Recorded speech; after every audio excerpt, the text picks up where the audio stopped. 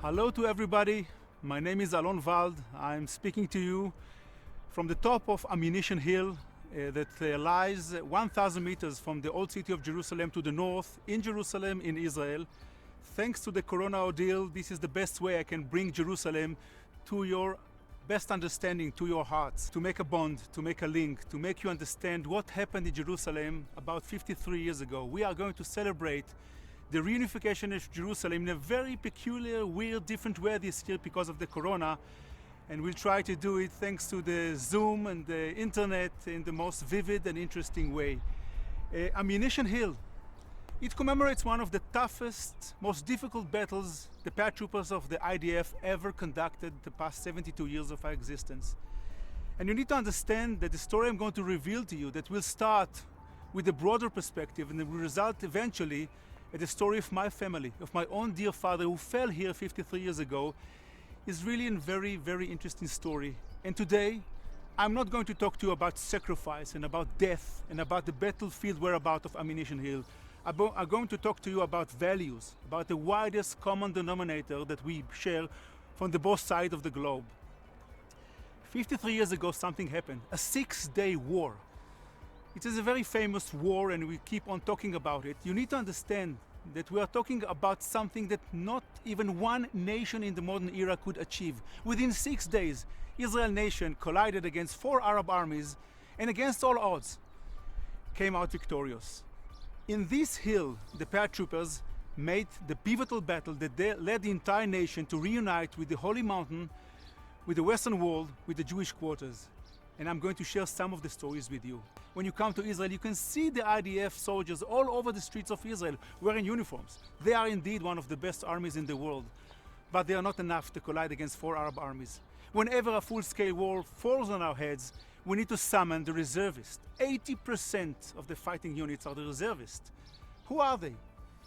Carpenters, grocery shop owners, lecturers, fresh grooms, rabbis, students who have to make time and again when the army needs them, when the nation needs them, this shifting their mind, when this knock on the door is coming, we need you for the greater good, these guys have to go and leave their families, their careers, their wives, their newborn sons. One of them was my father, Captain Rami Wald, the late Captain Rami Wald. He was a carpenter, he was 32 years old, and I'm going to talk to you today about a lifetime of me trying to understand the minute my father had to leave me. I asked myself, where did he bring all these values? Camaraderie, commitment to a mission, loyalty, creativity, brotherhood. Does it come with the ranks? Does it come with the uniforms?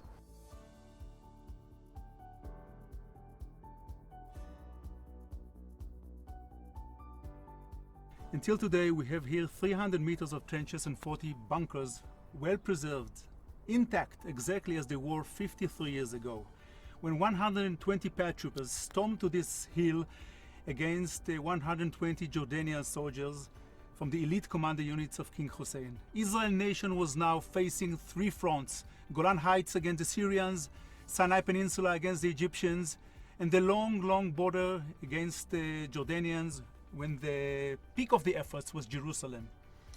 The paratroopers had no intelligence, no maps. They did not know that the people that are waiting for them are that experienced. They knew these trenches like the palm of their hands. Nevertheless, 4.5 hours, 5th of June 1967, they came out victorious against all odds.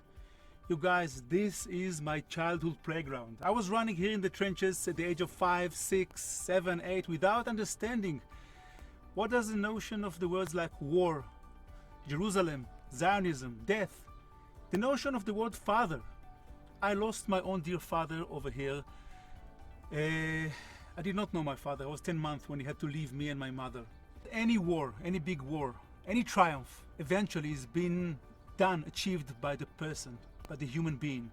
And I can tell you that the liberators of Jerusalem we are going to relate to today were not gods upon earth. They were afraid, they made mistakes. They implemented amazing values that we stand for today. The best way to commemorate their deeds is to talk about camaraderie and bravery and leadership of human beings, not of soldiers, because we are a Jewish nation. We worship life and peace and not death and sacrifice. And this is the way we mediate the story today here.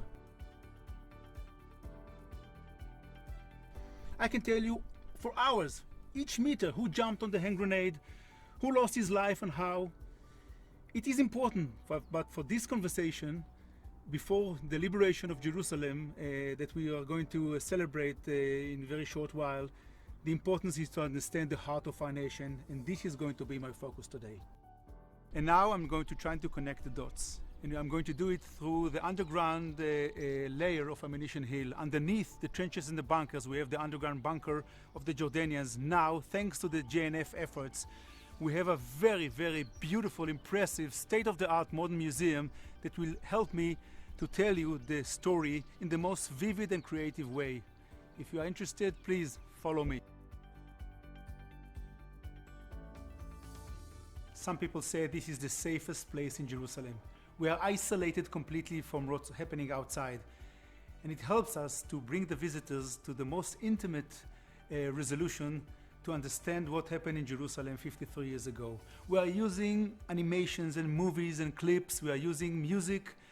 This is by no means replacing the option for you to come in the future to understand what we are doing here. But to make a long journey of 400 meters and 53 years short, we should focus today on one story that starts the museum and ends the museum. The friends of my father, his comrades in arms, 2.5 days after the war started, reached the Kotel, the Holy Mountain and the Jewish quarters. And one of the captains carried a flag in his rear pouch. The flag was given to him by a grandmother. She said to him, "If you will reach the Holy Mountain and the Kotel, please, this is the flag I preserved all these years for you. Please take it with you."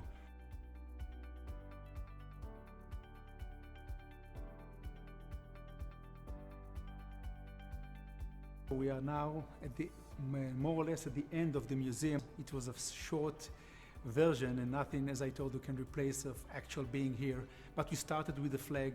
3 brigades collided against Jerusalem, a city and outskirts.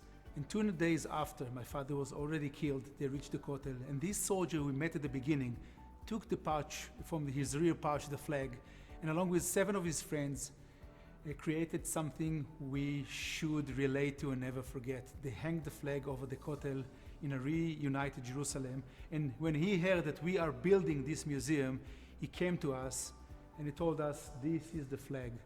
This is the flag I preserved for so many years. This is the flag this old grandmother gave me when we started the war. It will be dead with me. Please, I'm 80 years old nowadays. Take the flag and put it in a safe position when people will be able to see the Israeli flag, the widest common denominator, symbol of our nation, is here with the handwriting of this guy, Yoram Zamush, who wrote with his own pen, 'We are the paratroopers. The liberators of Jerusalem are now hanging the flag of the Kotel.' This is history, and we carry on the journey." This Jerusalem garden is actually Harry Trigobov garden, and this is a tribute of JNF Australia to the ongoing efforts. Please have a look. As you surely understand, Ammunition Hill is no longer only trenches and bunkers. It's not only a story of death and sacrifice and battlefield whereabout. It is something much wider. Here you can see one of the latest built memorial halls in Israel on the national level. This is once again the sum up for all the questions I, myself, and my brothers and sisters forever, the orphans of Ammunition Hill and the 6-Day War, raised all our lives. Who were they? Who was my father as a human being? 3 years of gathering artifacts, memories, stories from the families themselves. What you see here are the choosing of the families. Here we relate to the way these guys lived and not to the way they died and fell. We wanted to know and to reveal from the families who were they, where did they come from, how did they live, and what is the full extent of their legacy.